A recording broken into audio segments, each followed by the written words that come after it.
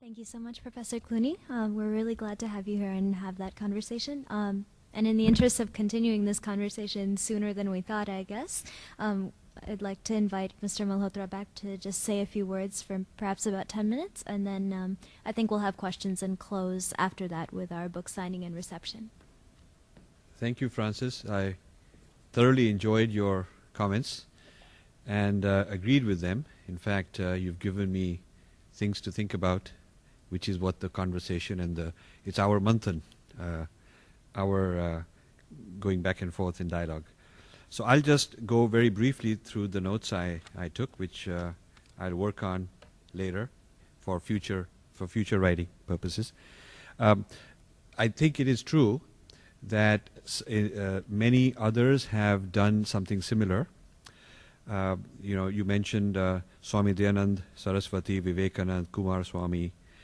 I think that needs to be updated. Some of those were very long ago, and I'm trying to update them, because postmodernism, which I critique in this book, is a new kind of a thing. Those guys weren't aware of it. Now, Said, yes, in Said's footsteps, a huge amount of Indian post-colonialists have emerged to do a very recent critique of the West, gazing at the West. But the difference I have, my approach from their approach, is that the post-colonialist scholars in India do not have a grounding in the Dharma traditions, in classical Indian thought. They do not identify with it. They aren't well-read or sympathetic towards the Sanskrit tradition and Indian classics. So their critique of the West is largely a secular, using Enlightenment models, using Marxist models. So the post-colonial Indian critique of the West is almost like a Western self-critique. They're kind of critiquing the Western thought using Western thought. And I'm doing a Purva Paksha from the Indian thought point of view. So that's a point of difference. I do agree that with you that Sitaram Goyal and Ram Swarup, while trying to do something similar, they were more into the politics of political resources, the capturing of political resources, contemporary politics. I want to be into the knowledge systems. The space called one knowledge system is discussing with the other knowledge system, rather than one political party discussing with another political party. And there's a clarity I achieved during this trip to India. In my talk in the University of Delhi, and they decided after that and after all the exchange to use this as a textbook for MA classes in psychology starting in 2012. One of the three respondents whom I really appreciated a lot is a Professor Thaper from Jawaharlal Nehru University, professor of political science. And he made an interesting point. He said that what you are talking about is when you're talking about Dharma and when you're talking about Indian civilization, you are talking about a comparative of knowledge systems. And you are not talking about modern politics as the identity. It's the identity of a knowledge system and not the identity of a modern political movement. And I thought that really helped me crystallize where I'm coming from and where I'm often misunderstood. Because often this kind of a discussion about a knowledge system gets appropriated into contemporary politics, which is a tendency that Francis mentioned and I'm very cognizant of. But that's life. I mean, I have to do what I do, realizing that there are people who make a political thing out of it. But my goal in India, I have three audiences I'm interested in. First, I'm interested in academics, so that this very hugely taught Western universalism gets punctured, because you go to Indian philosophy departments, they're teaching Western philosophy more than anything else. You go to psychology department, it's Western psychological models. Religious studies does not even hardly exist in India. So I'm trying to introduce classical Indian models within India itself. The second is the corporate world, where I'm being invited because corporate people are now facing the situation where they're on the world stage, and they have to suddenly explain who are we. When they meet a Japanese, he's clear on who he is. The Chinese, very clear, has a sense of history, a sense of Chinese approach to things. The French guy is very French. The Italian is very Italian. The American is very clearly American. And the Russian is not abashed about being very distinctly Russian. So the Indian is mixed up because the colonial past does not quite know how to explain who we are as a civilization. So that's a second audience. And the third audience is religious gurus. And with religious gurus, my question is, how much are you investing in comparative religion, comparative philosophy, comparative history? And the answer is, we're not. And that's where I'm trying to start.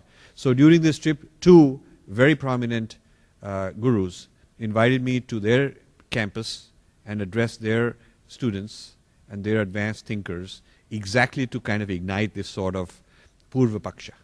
And when I'm told by some religious people, let's not talk about others with difference, I might remind them of the phrase of the word Purva Paksha, that this is a very much Indian way.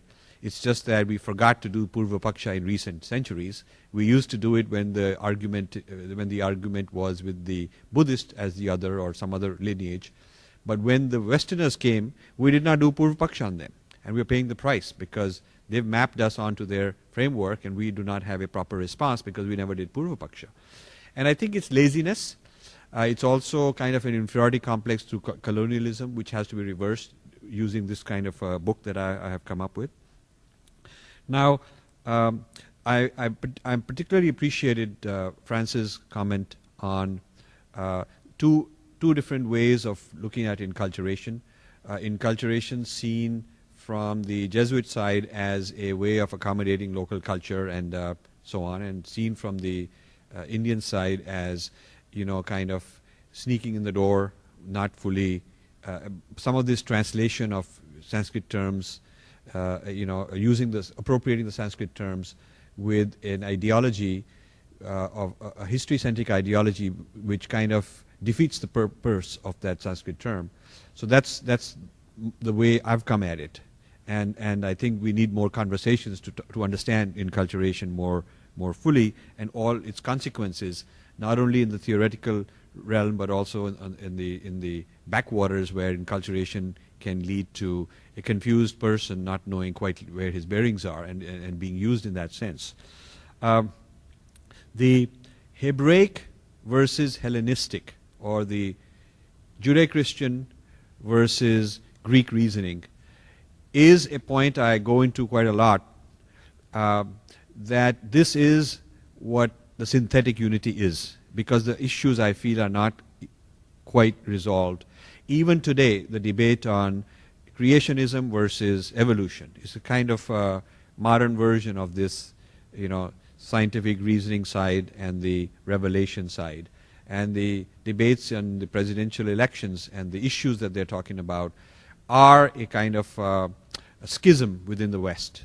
So this is something that I want to continue working on in order to understand what would be the effect of further assimilation of dharmic ideas into West. What would it do to the West itself?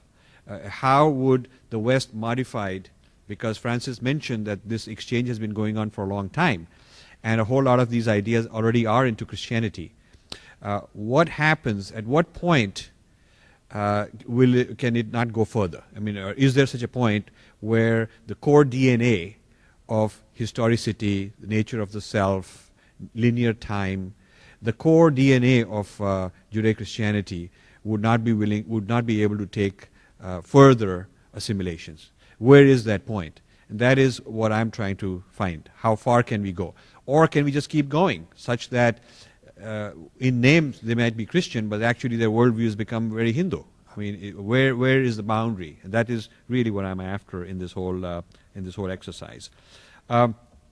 Regarding Francis' question on the Rishi tradition, that maybe we need to learn more about what they know, what is their methodology, how do we even know that they actually had those experiences, and maybe and they were not sort of fiction or fantasy or hallucinations.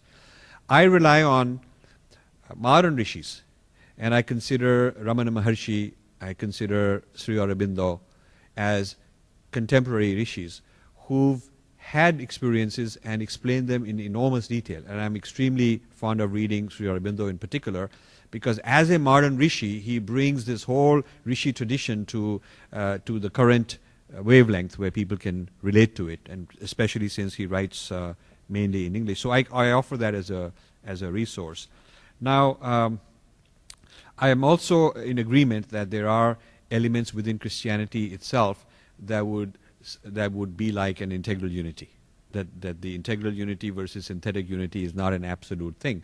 But then the West as such, and in even Christianity as such, haven't fully absorbed, digested, accepted these models. Some of them are on the fringes. Another book I'm doing is on Hindu-Buddhist influences on modern Christian thinkers.